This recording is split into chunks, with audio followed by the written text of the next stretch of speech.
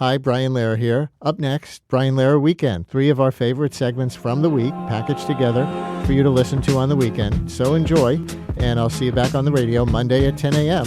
on WNYC and WNYC.org.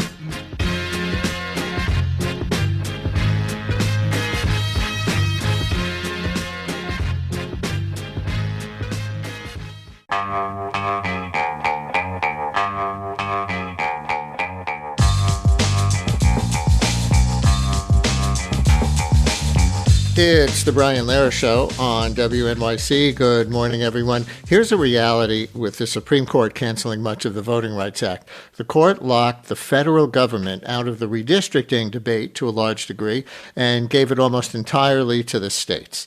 You probably know that. And it's just the latest example of how much political change in whatever direction now runs through state capitals. Texas and California and others have now changed their congressional districts. Just this week, South Carolina surprised some people by deciding not to lock out their only black member of Congress, Jim Clyburn. The New York state budget finally got approved last night with many policy changes that respond to the court and to the Trump administration. We'll look at some of those specifics in our next segment. So political change in whatever direction runs so much through the state capitals now. It runs through Trenton and Albany and Sacramento, yes, through Austin and Baton Rouge, through Columbus and Columbia, through Madison and Tallahassee, less through Washington and more through Lincoln. That's the capital of Nebraska. You didn't know that, did you?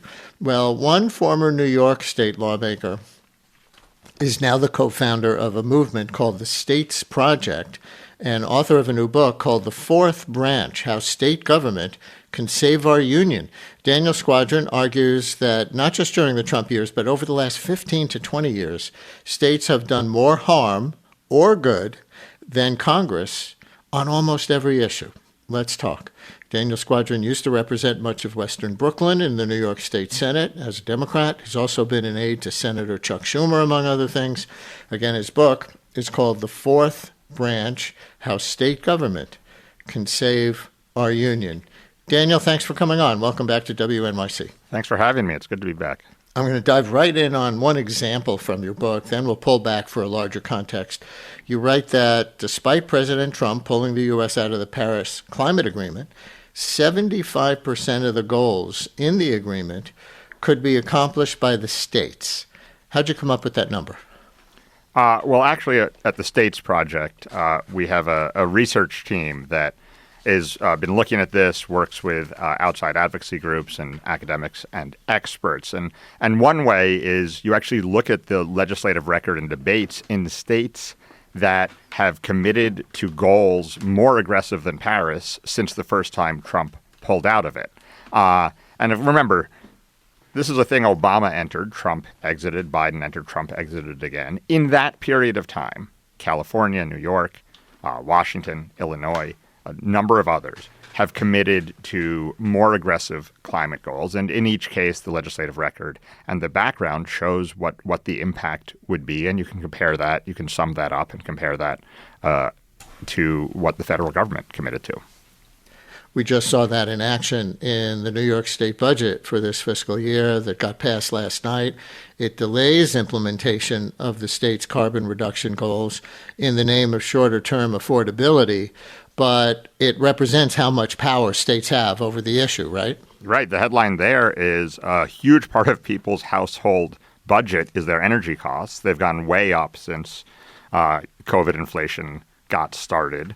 And it's up to the state to balance these really important competing priorities. You need to be saving people on their bills, making it easy to make ends meet, and you need to be innovating and creating an energy system of the future. It's the biggest surprise of all that isn't that those are complicated, difficult issues that have a huge impact on people's lives. What's surprising is that conversation in Washington is much more irrelevant than in the 50 state capitals. So give us the bigger picture. Despite the intense pace of change under Trump, why do you say over the last 15 plus years, that time frame, states have done more harm or good than Congress has on almost every issue? Well, what I like to do is, At the States Project, we're largely powered by giving circles, groups of people who come together and create their own identity and choose a state they want to help impact. And so when we get groups of giving circles in a room, I say, what's a domestic policy issue you care about? Open the floor. And on every one, and I've been doing this now 5-6 years, I have never once had a question where in that 15-year period, the federal government, or certainly Congress, has done more than state legislatures have. The challenging one sometimes can be Obamacare. Of course, now that's more than 15 years ago. But the reason it's actually an aha moment for folks is its biggest provision, perhaps, certainly one of the couple most important, was the expansion of Medicaid. That wasn't a thing the federal government did. The federal government made money available to states. Today, 17 years after it was passed, there are nearly 100 million Americans who are not benefiting from the expansion of Medicaid from Obamacare because their state legislatures have refused. But, what are the topics you hear about most from your callers and listeners? And I'll give you the specific example. So, listeners, we can take them up on that. A few phone calls and texts for Daniel Squadron here. Before we get into the specifics, and there are so many from the New York State budget, which finally passed last night with our Albany reporter, John Campbell. I don't know how much sleep he's gotten. Remember those days. Yeah, right, when you were a legislature. But listeners, 212-433-WNYC, call or text 212-433-9692. You know, one way to put some human meat on the bones of the words in this book, anyone listening who has been an activist on any issue at the state level in New York or New Jersey or Connecticut or any other state, why did you focus there rather than the federal government? Or other current and former state government officials in any state or anyone else, tell us a story or ask a question of Daniel Squadron, former New York State Senator from Brooklyn, founder of the States Project, and author now of The Fourth Branch, How State Government Can Save Our Union, 212-433, WNYC, 212-433-9692, call or text. We'll get to why your book title sounds so optimistic considering everything that's going on. But tell us one personal story from your time in the New York State Legislature. Was there like an aha moment where, even though you ran for that office, you obviously wanted that job, you knew you were going into state government, where you realized, wow, this is so much more impactful compared to Washington than I even realized? It's a funny thing, and I go through this journey in the book, both my own and then other state lawmakers around the country. I ran because I really thought it was the worst place in politics. That was almost the title of the book. And I thought, that's got to be the place you can have the biggest impact if you're trying to just improve things. Start the place that's worst off. What surprised me, my first 2 years in office, I was in the first Democratic trifecta, both chambers of the legislature and the governor, since really the Great Depression, effectively. And I could not believe how much I was able to get done, whether it was permanent funding for public housing or directing nearly $1 billion in new social services money to keep people housed and fed and have more opportunity for jobs and employment. And here's the thing. That 2-year period, for those of your listeners who remember, was maybe the most dysfunctional in the last 5-7 decades of the state. There was a bare majority for Democrats. As I talk about in the book, I think more than a half dozen of my Democratic colleagues, before we even talk about the Republican side, ended up subsequently living in federal penitentiaries for a period. There were no votes to give. There was a coup that shut down the state government for a full month. On every issue, the worst person was the decider, and there was still a huge impact. So that was an enormous lesson for me. The second was after a Florida teen named Trayvon Martin was murdered in Florida, and the person who killed him was not prosecuted because of something called the Stand Your Ground law. I started to learn about something called ALEC, the American Legislative Exchange Council, which is the most important organization in American civic life most people have never heard of. And I started to see that ALEC was generating ideas with messaging and policy, including in my own state of New York. In fact, my Republican colleagues were introducing bills and debating them that still had an ALEC watermark on it. And there was no equivalent for people who shared my view in sort of what it means to believe in the American values and the American promise. And so if ALEC was one particular conservative interest group focused on state policies with respect to gun laws, as you mentioned, and other things, you note in the book that Project 2025, the Heritage Foundation's big policy blueprint for Trump, was an example of a relentless focus by Heritage on the states. So take us to that level. Relentless focus by Heritage, Project 2025. How, for example? Well, the same guy who founded ALEC in the early 1970s founded Heritage. Who's that? Same year, Paul Weyrich. Paul Weyrich, who also founded the Moral Majority, which created the coalition between a small group of elite conservative Catholics and the evangelical movement, actually also founded the first conservative television network with Roger Ailes in the 1970s, the one that didn't go as well as Fox News did 20 years later. And from the beginning, he and some other folks knew that if you were going to try to change the ideological center, if you were going to try to change the issues that the Republican Party focused on, Washington, D.C. was the hardest place to do it. It is it is where the largest donors, elected officials, lobbyists, advocates are, but it's not a place that changes. And so they knew they had to go to the states to try to change the country. And so if you actually look at Trumpism, and if you look at these ideas of, whether the ideological ones of blood and soil that J.D. Vance now talks about, or specific ones like you can never raise taxes for any purpose, these all were pushed in the states because the Republican Party in Washington, D.C. in the 1970s didn't want to do it. And so Weyrich and the Kochs and folks who read the Lewis Powell's famous memo, they did that in the states. Meanwhile, left of center, the Democratic side, there was no equivalent. It just continued to operate like a political party. So that's what you're trying to do with the States Project. Lewis Powell, the Supreme Court Justice Lewis Powell, what's that memo?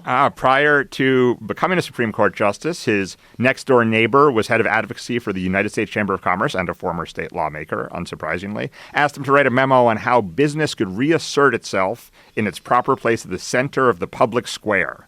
And of course, Lewis Powell talked about the federal government and media, but also said you got to do state and local. That's where you actually build power.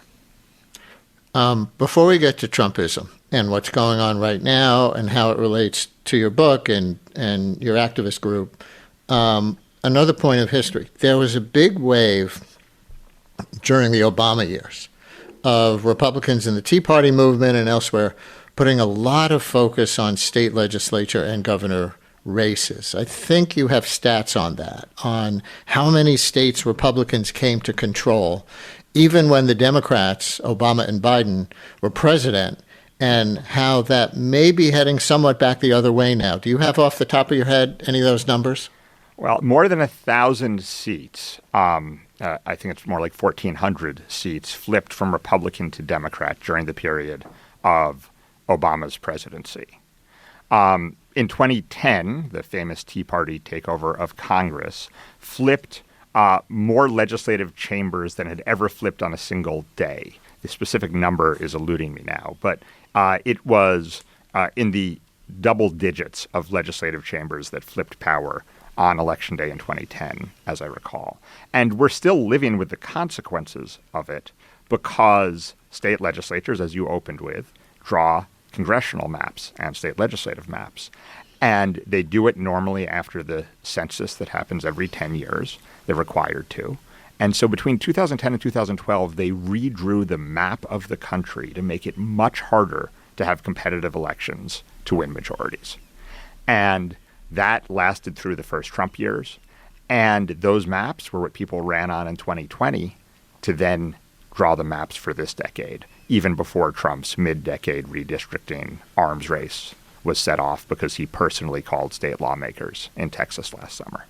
And one of the things that I think makes Democrats, and you could say on some level just advocates of democracy, the most nervous is the fact that where did the Trump campaign try to flip the results of the 2020 election? Through state legislatures and state courts, but largely through state legislatures that they hoped would overturn the results as they were counted. And, of course, it didn't happen. It didn't happen maybe in any state, certainly not to the extent that would have changed the outcome of the election, but Republicans have been running for that kind of power in state legislature since. So this is a scary prospect for a lot of people for 2028, maybe even for 2026 this year in congressional elections after they happen, right? Absolutely. This is a chilling story in the book. Everyone knows the story of January 6th at this point. But I actually think the most dangerous day for the legitimate outcome of the 2020 election was the day before Thanksgiving. People don't know this story, but Trump invited the Republican leaders of both chambers of the Michigan legislature to the Oval Office personally. He hosted them. And he asked them to have their appointees on the Michigan Board of Canvassers refuse to certify Michigan's election. That night, they were photographed having drinks at the Trump International Hotel, enjoying their little junket to D.C. The next week, one of them agreed and had his appointee vote to prevent the certification of the election. If the other one had agreed as well, Michigan's election would have gone into chaos. That would have started dominoes on other states scrambling to do Trump's bidding and undermine the legitimate election.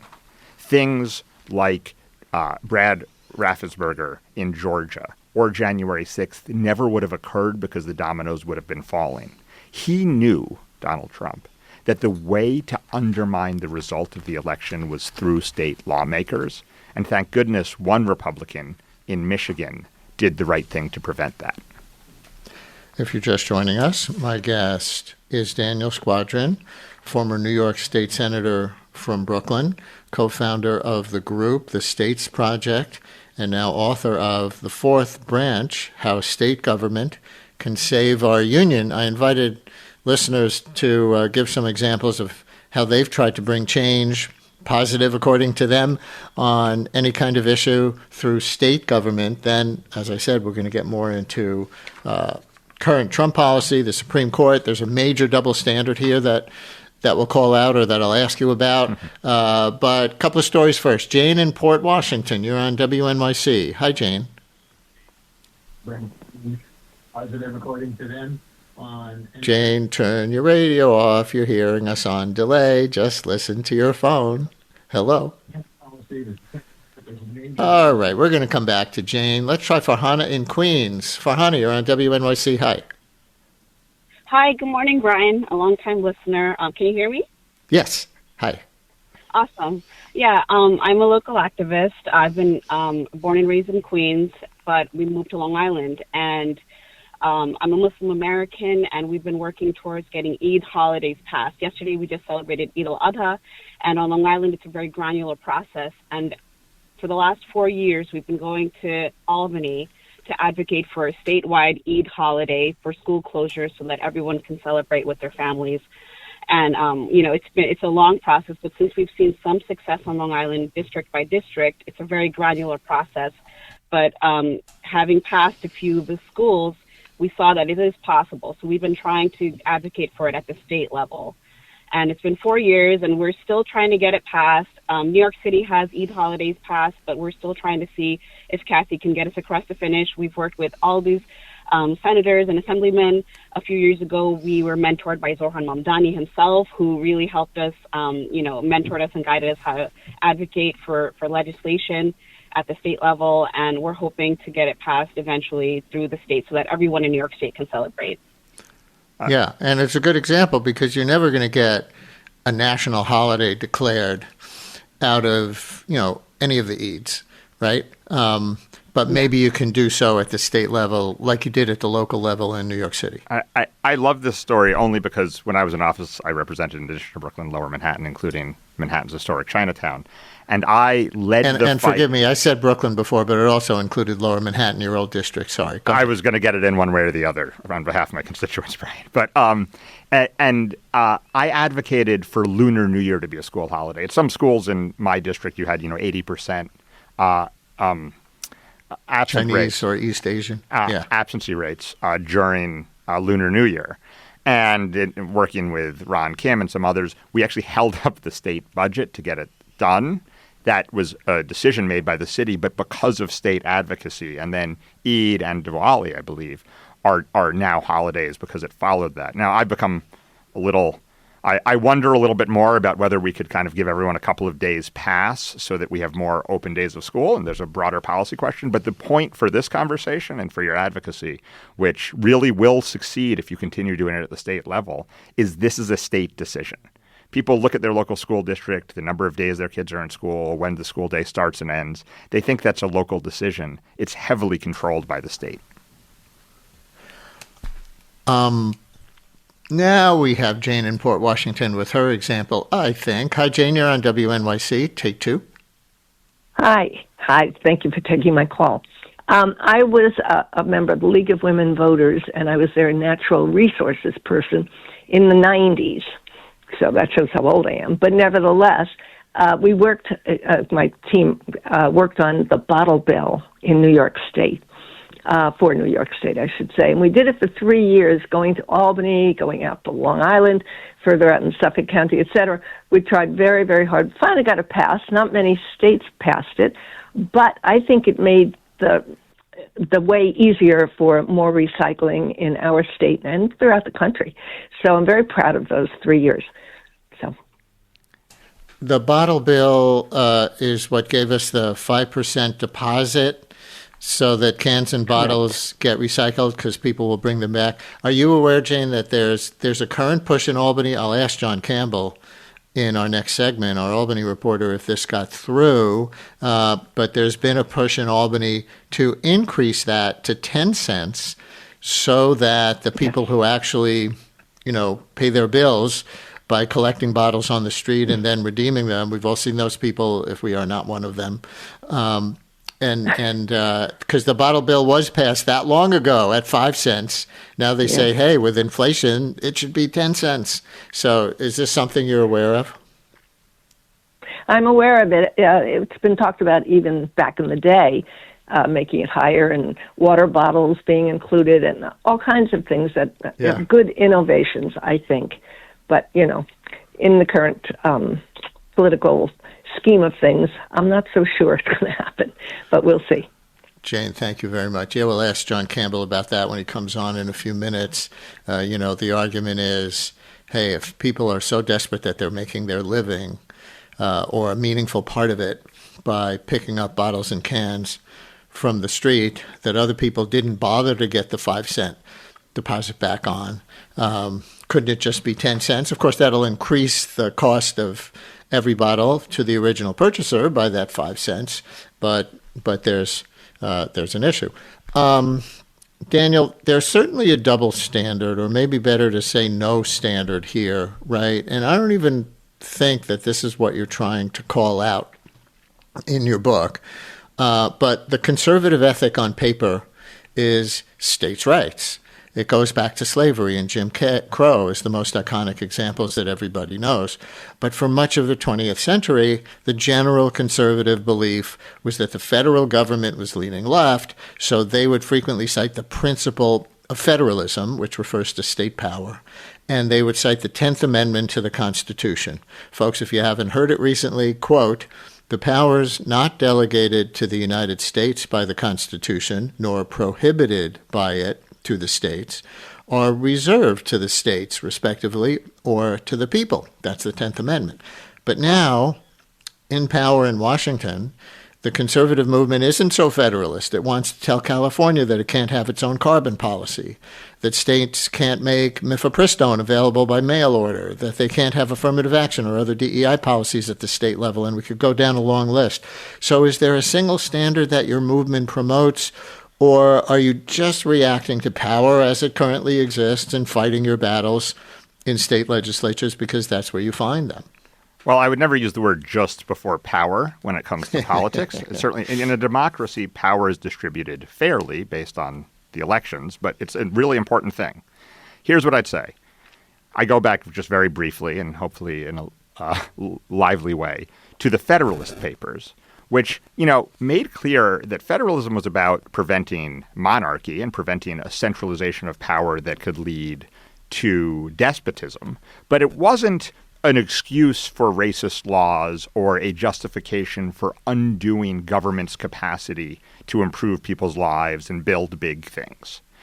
That happened over time, as you point out. It happened in the compromise that was in the original Constitution. It happened before the Civil War, Reconstruction, and post-New Deal, as you point out, in the conservative and Reagan movements. But there's nothing about state power that means it can't be used to drive forward people's individual rights to have equal opportunity as all other Americans, or can't be done to build government. In fact, it was states in the New Deal, our state, a former state senator, Franklin Roosevelt, and Francis Perkins, who went on to be labor secretary, who built government capacity in New York State people had never seen before taking it to Washington as the New Deal. So, Reagan was super conscious of this. He had ALEC lawmakers in the White House every year. I was never invited to the White House in my time in office. Now, I was a mid-bencher, but there's not the same focus. Donald Trump has been personally calling state lawmakers. In Texas, it was just reported he did it in South Carolina, even though they rejected him in the last week. He did it in Indiana over the last year. The focus on an understanding of state power is a necessity if you're going to be a participant in our democracy. What states do with it, I have a worldview that, the promise of the Declaration of Independence is the greatest promise people have ever made, and we need to make it ever more real every day. But if you have a different worldview, you should still be fighting in the states. And that's the real message here, especially because, and I know people won't love to hear this, but it's very, very hard to have an impact on federal outcomes as a regular, everyday citizen. It's extremely likely and possible to have an impact in states. We just heard examples from just two people who called in were having an impact. And and so the States Project is really about understanding power, because that's a good thing, not a bad thing in a democracy, and then giving people the tools through giving circles to do something about it where it matters most.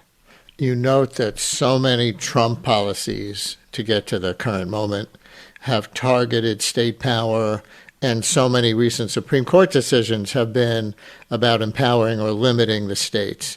Want to cite a few top Trump interventions you have in mind?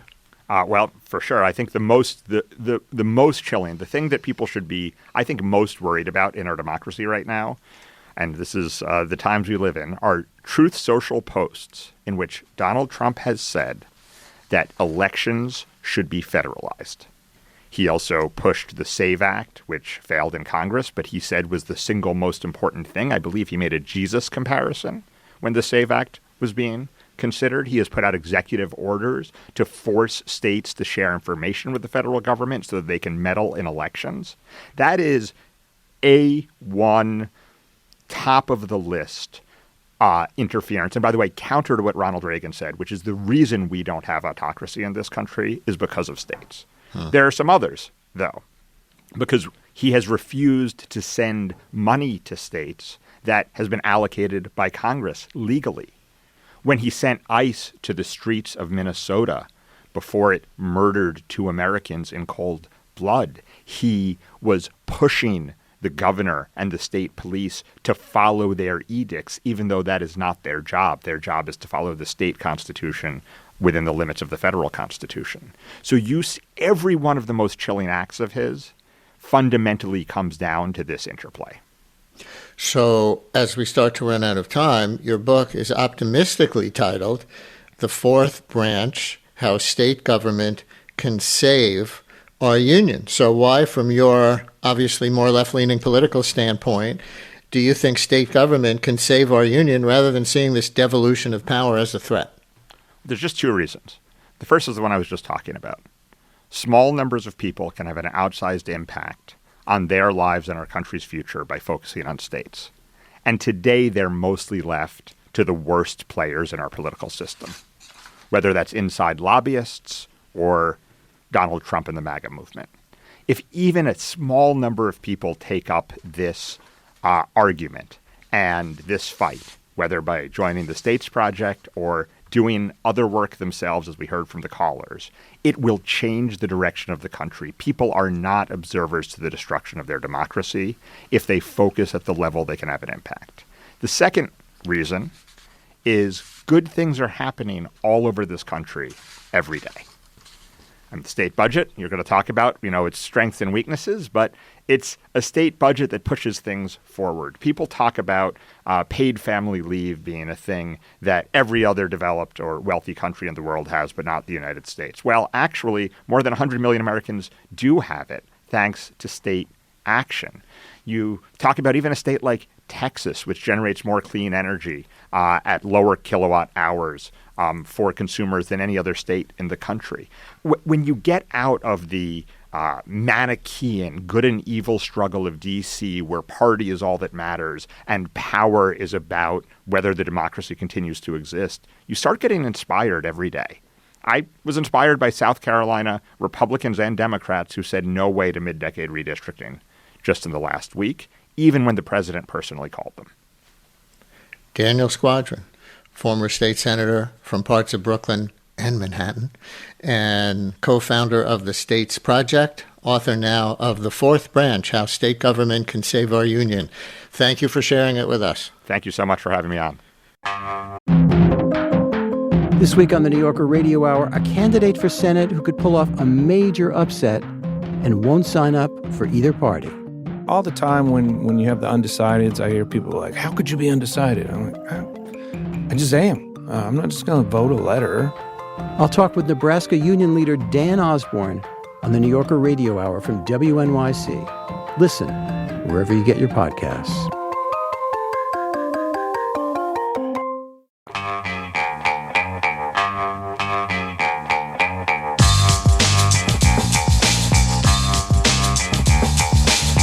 Brian Lehrer on WNYC. With us now, historian of marriage Stephanie Coontz. Her classic book that blew the whistle on false nostalgia was called The Way We Never Were.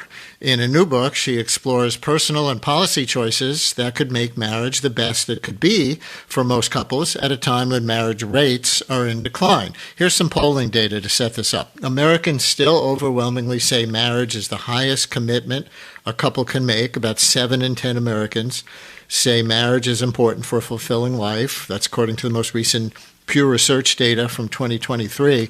But among young adults, the number is much lower. That Pew survey found that among people 18 to 34 in this country, only 20% said being married is extremely or very important for living a fulfilling life. There's a gender gap in that data, too, with more and more young women saying marriage is less relevant to them. And not surprisingly, the sentiment also skews more liberal than conservative politically, so there's that political gap as well. Stephanie Coontz is the Director of Research and Public Education for the Council on Contemporary Families and Professor Emeritus now at the Evergreen State College. Another of her previous books, Marriage, A History, was cited in the U.S. Supreme Court decision legalizing same-sex marriage back in 2015. In her new book, out this week, titled For Better and Worse, she takes on this paradox, what she calls the marriage paradox, and argues that both camps dominating public debates, that's those who see marriage as the only path to happiness, also, the so-called trad wife movement, and those who see it as inherently oppressive, are wrong. Instead, she proposes what she calls a radical middle ground, grounded in history and new social science research. And she joins us now. Stephanie Coontz, welcome back to WNYC. It's been a while. Yes, it has, Brian. Thank you.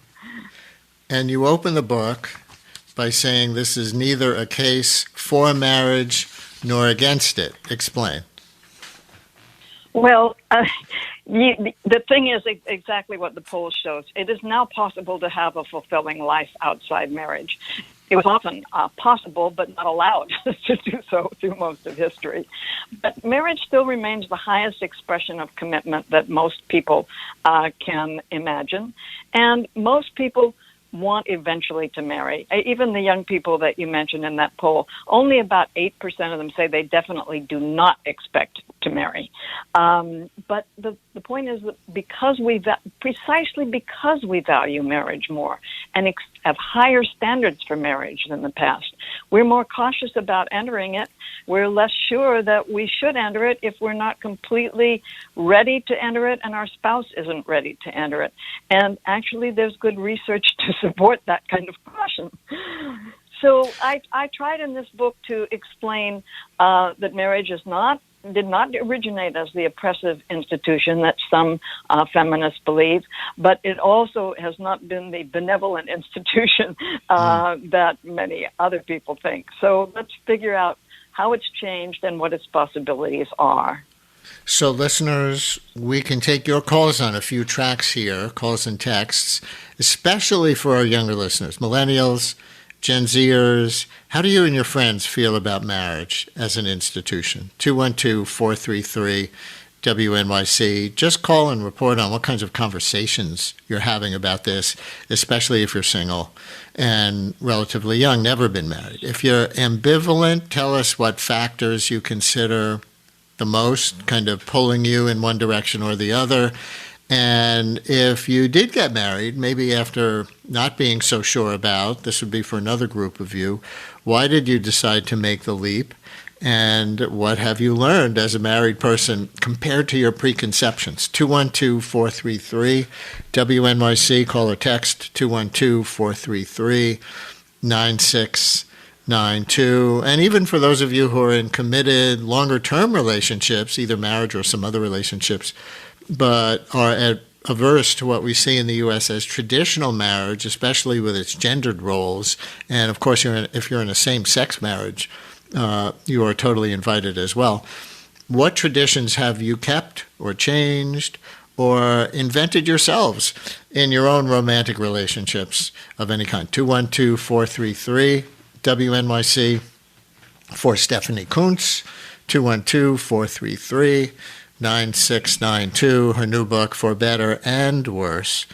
And Stephanie, you call outdated ideas about gender, love, and marriage earworms. Earworms. You mean like a song you can't get out of your head, but you're stuck with it?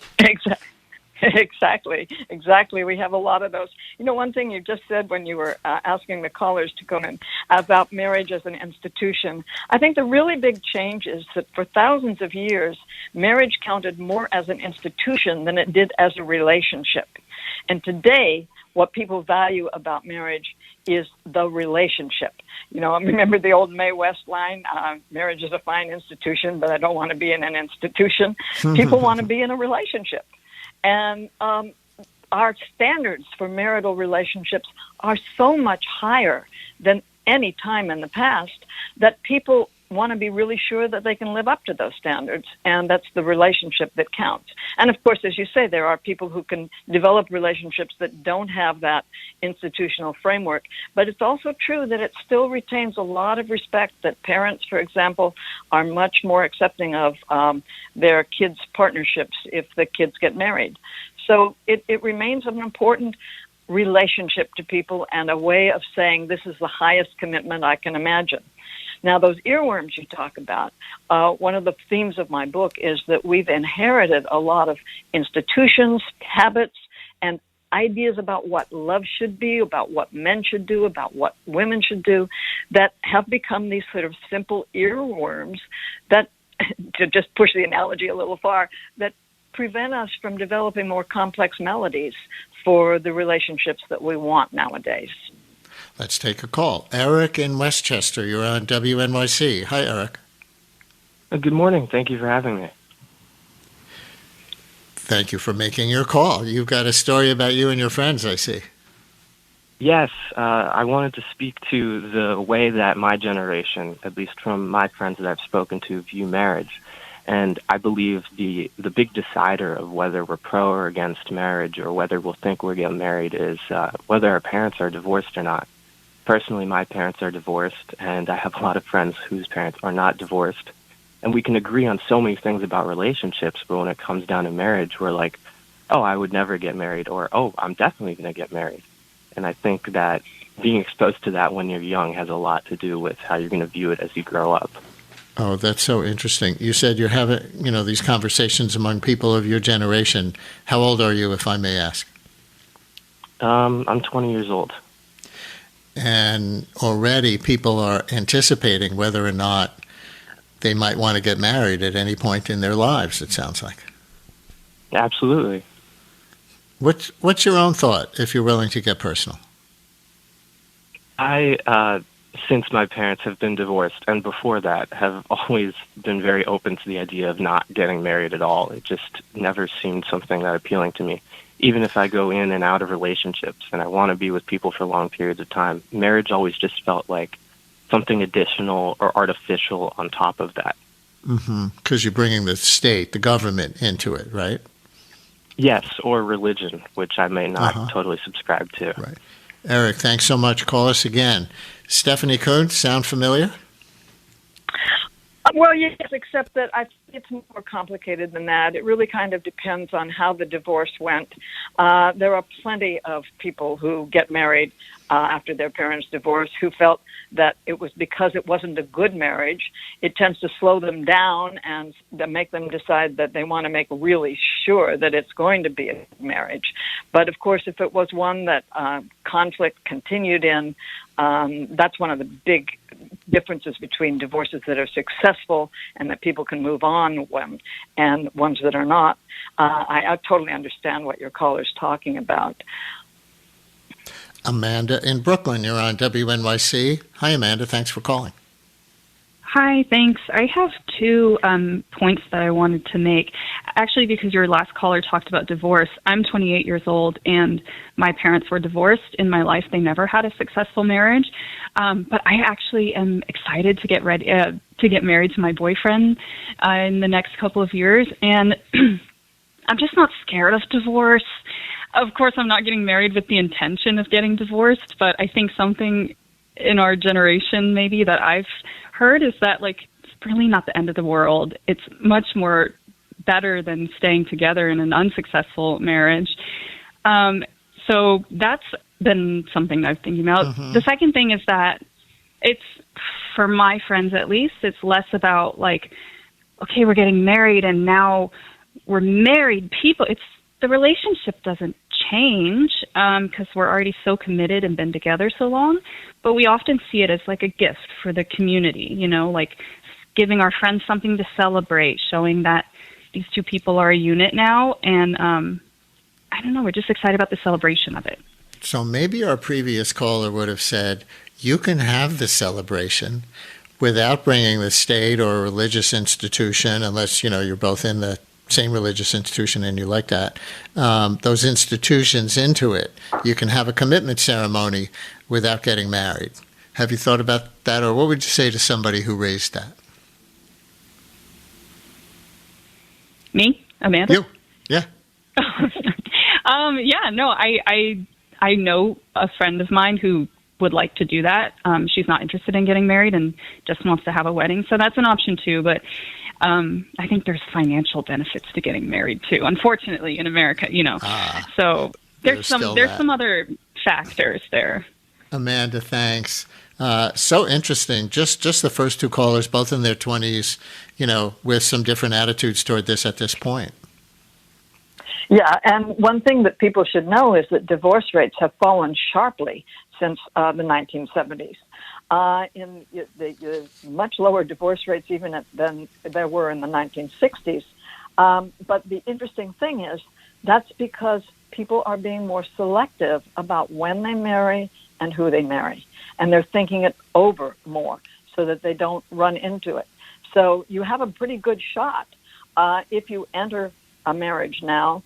But the problem is that many people, for good reasons, with the economic pressures that we're under, the time pressures we're under, and all the research, and people know from personal experience that those kinds of pressures undermine the patience, the negotiation, the constant, really egalitarian relationships that are now necessary to make marriage work. So people are increasingly reluctant to enter marriage until they feel that they've got the economic stability, the social maturity. And when they do enter it, their divorce rates are much lower than they were 20 years ago. You write in the book, there is no such thing as the traditional marriage. No such thing as the traditional marriage. Really?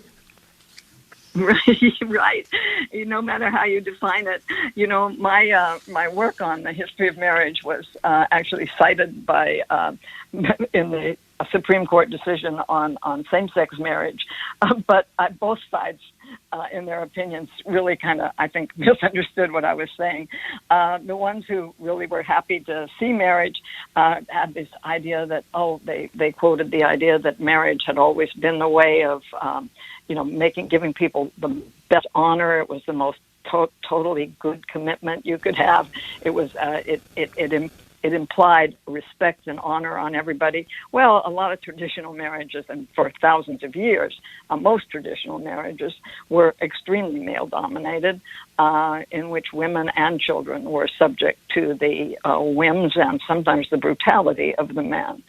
But at the same time, we know, going back in history, and this is something I had to learn when I was just exposed to these things, and as a young kind of influenced by feminism and had seen all the oppression, I thought, marriage is oppressive. But then when we study marriages in the earliest band-level societies, and probably what we think we are Paleolithic ancestors, it turned out to be a way of making connections, spreading, getting in-laws in a certain sense who could cooperate with you. And in fact, at my own marriage, one of the things that we explicitly said to the guests, we are not bringing you here to celebrate our personal, cocooning relationship. We're bringing you here because we hope that you will expand your networks by the relationships that we all have with each other. Huh. And I think that's a very interesting way to look at it. You talk about your earlier book being cited in the same-sex marriage Supreme Court case. I've always kind of thought, but you studied this, so you could tell me if you think it's actually true, that as marriage became something to be more skeptical of, especially among more progressive Americans, it started to come back, or it started to regain its aura of romance through same-sex marriage, right? Because in the 20s and the 20-teens before the Supreme Court decision, maybe even to this day, who were the most enthusiastic people about marriage, who couldn't wait to get married? It was gay and lesbian couples. Of course, not all of them. Some of them have principled those who objections wanted to it, right? Yes, and what we've seen really illustrates why marriage continues to provide a halo effect that some people want to get in on. In the states that legalized same-sex marriage before it was nationally legalized, we found that the children of homosexuals were doing better in school, feeling less bullied. That there was something about their parents, one of their parents, having access to this institution that made them feel more like accepted in society. And right. So I think and the other thing that I think is really important about same-sex marriage, when we talk about those earworms, is they have a lot to teach heterosexual couples about how to avoid some of the conflicts that men and women have been having over housework and childcare and stuff like that, because they don't come with these assumptions that men have to do this and women have to do this. Mm-hmm. So they negotiate more, and that's a very helpful thing, a tip that they can lend to heterosexual couples getting married. Kristen in Brooklyn, you're on WNYC with Stephanie Kuntz, author now of For Better and Worse. Hi, Kristen. Hi, Brian. Can you hear me?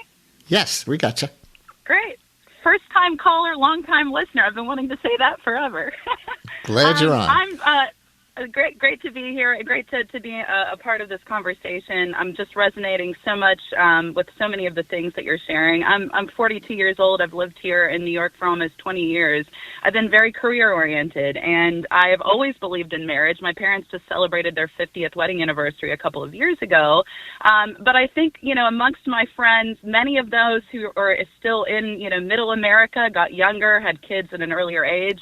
Living here in New York, I feel like, again, it is career driving me, but I want certain things in place before marriage, and I very much really do want marriage. I've been in a long-term relationship, and that's something that I hope for our future. But I do see the, looking at each other's financial lives or your health, and so you feel like you know who you are at this point, but also you want to kind of want to put some accountability on each other if you're going to be legally bound. And I've also seen situations where there's a union. Someone mentioned earlier in a call where sometimes if you don't want the legal element, but you want that connection, that extension of community, by sharing your love, you're sharing it with a lot of people and bringing them together. I don't necessarily think you always have to be legally bound for your relationship to mean something. But I think, nowadays it's just been more about personally and amongst some of my friends who live here, just taking your time, solidifying yourself a bit more. And that way you're really coming into a marriage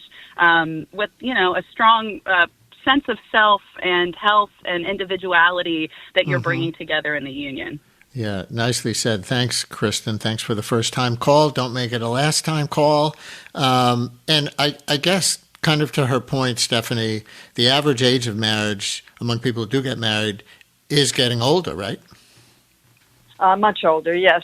And that's another interesting change. In the 1950s, the marriage age fell to the early, one of the reasons that I say there's no traditional family, people think that was traditional. The age of marriage fell to an all-time low in America. Majority of women married before they could legally have a glass of champagne at their wedding. Now, in that era, though, if you were a woman and you didn't marry by the time you were 25, you had a higher risk of either never marrying or getting a divorce if you married. Now that has changed completely around for some of the things your callers have, because of some of the things your callers have been talking about. As people enter it with more maturity, with more thought beforehand, a woman's chance of divorce falls for every year she delays marriage up to about 34. Then it levels off, and then after 40s, the divorce rate it decreases again. So that's my encouraging words to your last caller.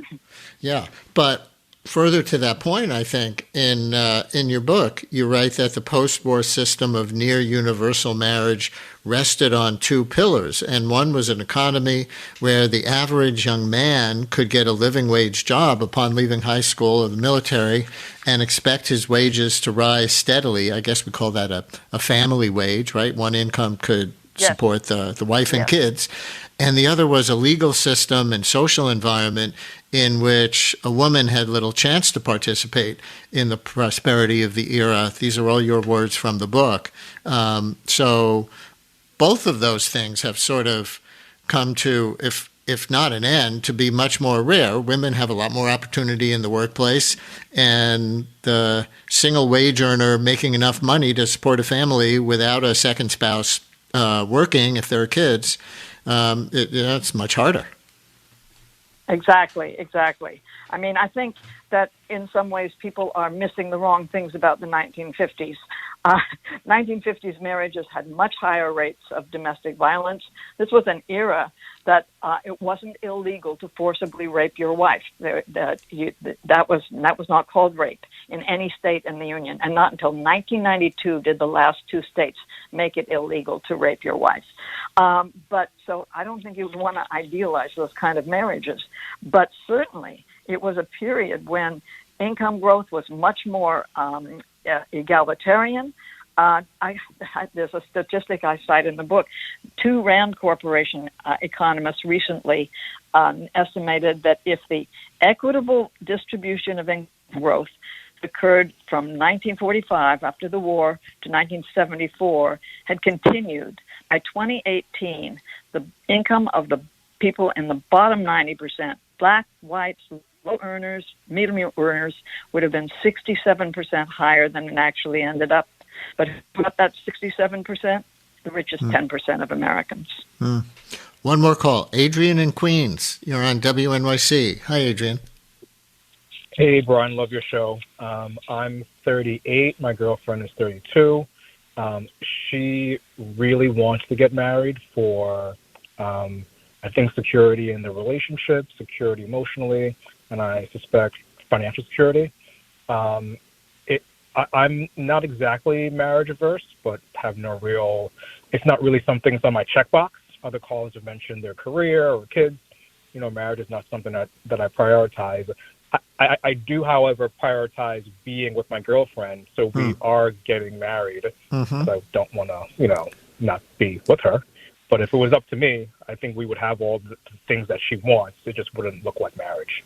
Adrian, thank you very much. Stephanie, interesting. There's no question about the commitment there, it sounds like, but different attitudes toward the institution or legal status. That's right, and he's willing to make that commitment despite being a little bit less, considerably less eager than she is.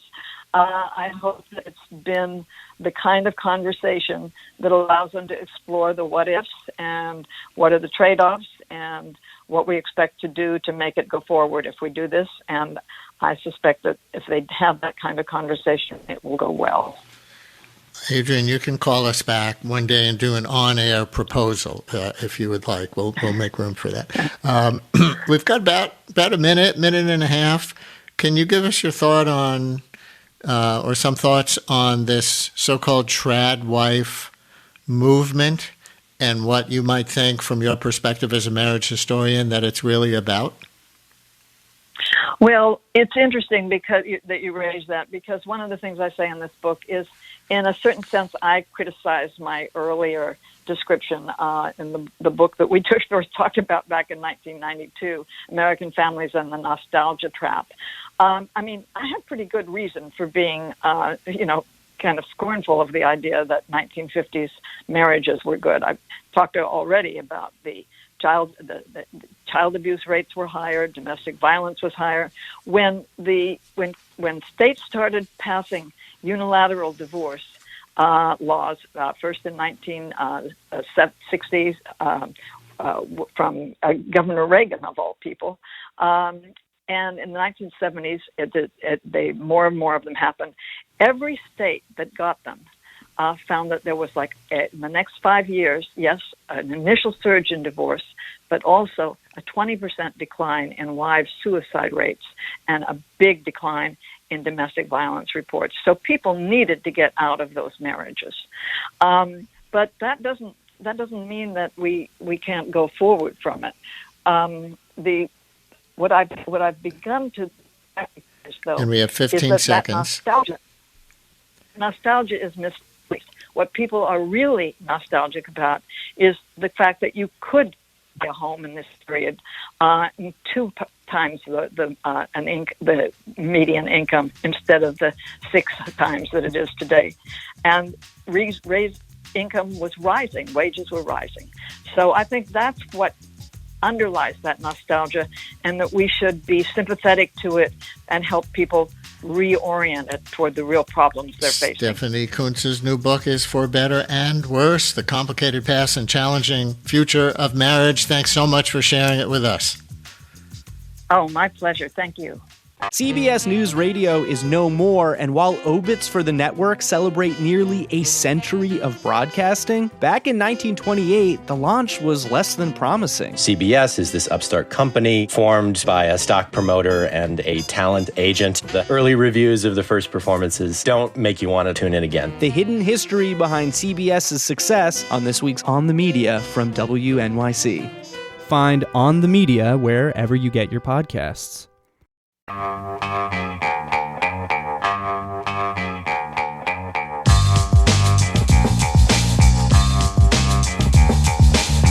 Brian Lehrer on WNYC. And yeah, Memorial Day weekend didn't really give us beach read weather, did it?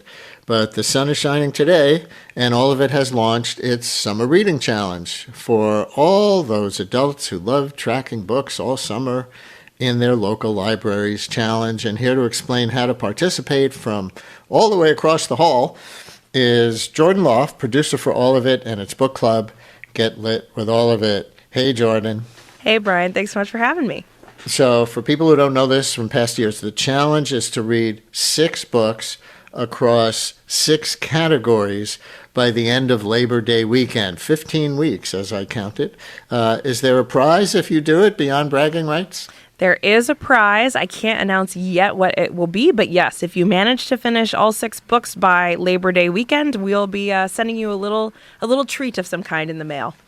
All right, so I'm just going to go down the 6 categories so our listeners know what they are, because it's so much fun to kind of divvy it up this way, and then, you'll give some suggestions, but also people can go exploring for just the right book for them on their own. But the categories are a book published in 2026, a book about United States history or American historical fiction.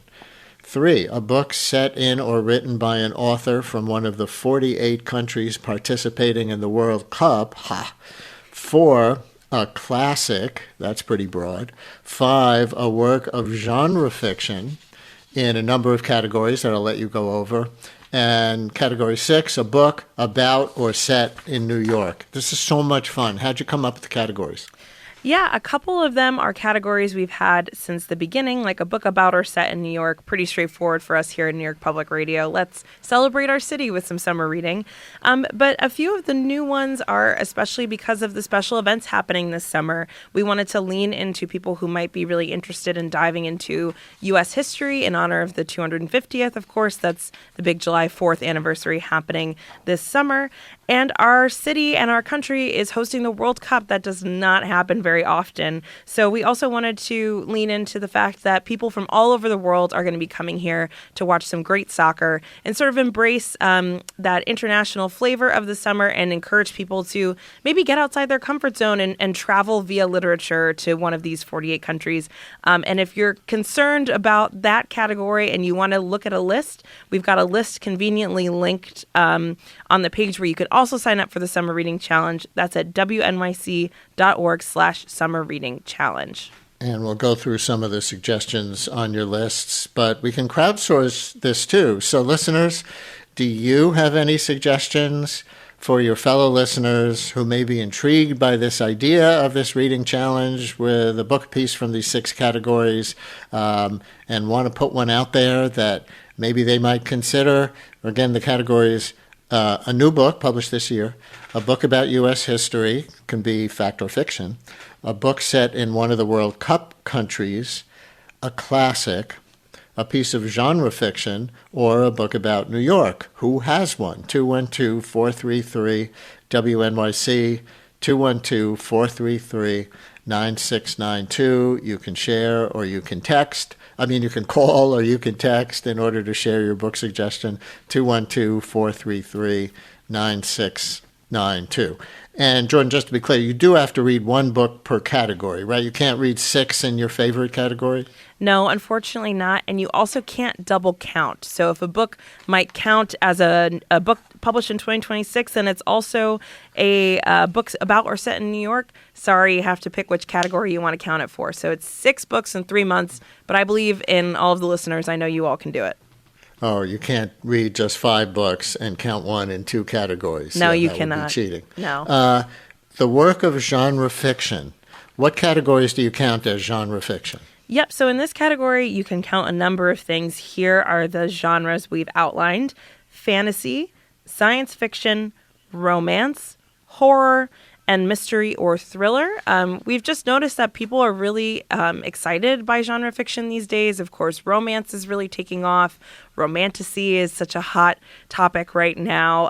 There's a new horror bookstore, I think, in Williamsburg that opened up recently. So people are really leaning into genre. So we wanted to make that a part of our challenge this year as well. And again, you pick 1 book in one of those categories to count for the genre fiction category. You don't have to read fantasy, science fiction, romance, and horror. You can take your pick. All right. Now, in the category of books that have come out in 2026, you all at all of it would be much more on top of it than the average bear, because this is what you do. Part of what you do, you have the authors of new books on all the time, and I hear you have a suggestion that doubles as a promo for an event tonight. Ha! What is it? Yes, Ghost Town by Tom Perrotta. People might know him as the author of The Leftovers or Election, both of which are novels turned into popular movies and TV series. This new one is about a young kid named Jimmy Perini. He's just graduated 8th grade. He's growing up in New Jersey in the 70s, and his mom has tragically passed away. And in the summer of sort of coping with his grief, Jimmy finds himself torn between this teenager who's sort of roving around New Jersey in his car and might not be such a great influence, and another older girl who really wants Jimmy to use a Ouija board to try to contact his mom. So that book is Ghost Town by Tom Perrotta, and yes, that is our May Get Lit selection. Our event is happening tonight at the Stavros Niarchos Foundation Library. Tom Perrotta, the author, will be there, as well as musical guest They Might Be Giants. And this is a special thing we're offering just for Brian Lehrer and all of it listeners. The library has just released some day of tickets. This event has been sold out for a couple weeks, but they've just released a new batch of free tickets. If you want to find out more about that, you can go to wnyc.org/getlit. And doors open at 5:30. Seats are first come, first serve. Where's that library again? It's the Stavros Niarchos Foundation Library. It's like a kitty corner from the main branch. And They Might Be Giants. Good to play. Very, very exciting, yes. Free mini concert for anyone who manages to come get a seat. We hope we'll see you there. And for U.S. history, there are a lot of new books. We've been sorting through all the authors, who've been pitching us. Hey, I have a book relevant to the 250th anniversary. Can I come on your show? And we can't do all of them, but there are so many out there. What strikes me about the category, as you establish it, is that it can be an actual history book or it can be fiction. It can be historical fiction. Yes, exactly. I wanted to lean into the fact that some people don't love to read history, but still want to get a sense of our nation's past. And fiction can be a really good way to do that. One of my recommendations for that category is a novel called The Known World by Edward P. Jones. It came out a little while ago, I think the early 2000s. It's a novel set on a plantation and deals with slavery and enslavement. But the person who is in charge of this plantation and has all of these enslaved people on his property is actually a black man who it comes to inherit this property. So it's a really a book that deals with really thorny issues of our nation's past and introduces you to a whole cast of characters and a little slice of history I knew very little about. That is The Known World by Edward P. Jones. It's fiction, historical fiction, and it's really excellent and would count in that category. Here's a text from a listener who looks like is really taking on the challenge. Listener writes, books I have and am planning to read that qualify: Beloved by Toni Morrison in the U.S. History category, The City We Became for the New York City category, Pachinko for the World Cup, and A Farewell to Arms as a classic. That's a great start. They get it, right? I love it. Our listeners really do their homework. I love to see how quickly people have embraced the categories. It makes me so happy, especially because they were a little specific this year. We got a little creative with the special events happening. So I'm so glad to hear people embracing all the categories. And you write that a book that would qualify. You're right. You told us that a book that would qualify for science fiction happens to be the New York Public Library's Big Summer Book Club selection, The City We Became by N.K. Jemisin. Yes. So our friends at the New York Public Library are doing this really special book club event that is happening at the Delacorte Theater on August 17th. Our host, All of It host, Allison Stewart, will be a part of that special event. And so the library is encouraging people to read N.K. Jemisin's The City We Became all summer long. That is a science fiction book in which there is a dark force sort of attacking New York, and regular New Yorkers sort of become avatars or superheroes that represent each borough. So there's a Staten Island avatar, there's a Brooklyn one, there's a Bronx one, all of the boroughs. And they have to come together to fight this dark force. And N.K. Jemisin will be at the Delacorte Theater on August 17th, and the library is offering unlimited free e-copies, much like they do for Get Lit, for anyone who wants to read along this summer. So if you pick that in one of the categories, you can get your free e-copy and read right away. Yeah, she was on this show when she won the MacArthur Genius Award when that book came out in 2020. Let's see, another couple here. My recommendation for history is How the South Won the Civil War by Heather Cox Richardson. Another one asked, does a tree grows in Brooklyn qualify as a classic? I would say yes, that qualifies as either a classic or a New York book, right? It does. And another oldie but goodie for New York City or historical fiction, Time and Again by Jack Finney. All right. We're out of time, except for you to remind folks one more time how to participate in all of its Summer Reading Challenge. Yes, you can go sign up right now at wnyc.org/Summer Reading Challenge, wnyc.org/Summer Reading Challenge. We hope you will join us this summer. All of It producer Jordan Loff, producer also for their Get Lit with All of It book club. Good luck tonight. Thanks for coming on. Thanks so much, Brian.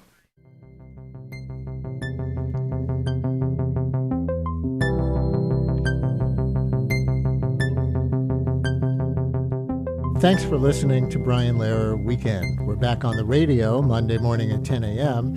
In the meantime, follow us on Blue Sky at The Brian Lehrer Show, where there's always a conversation 24/7.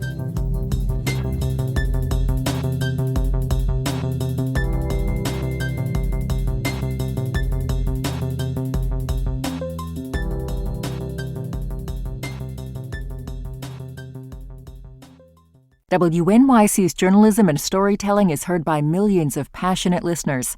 Sponsors of our programming gain our listeners' attention and their respect. Learn about how your organization can support WNYC and WNYC Studios at sponsorship.wnyc.org.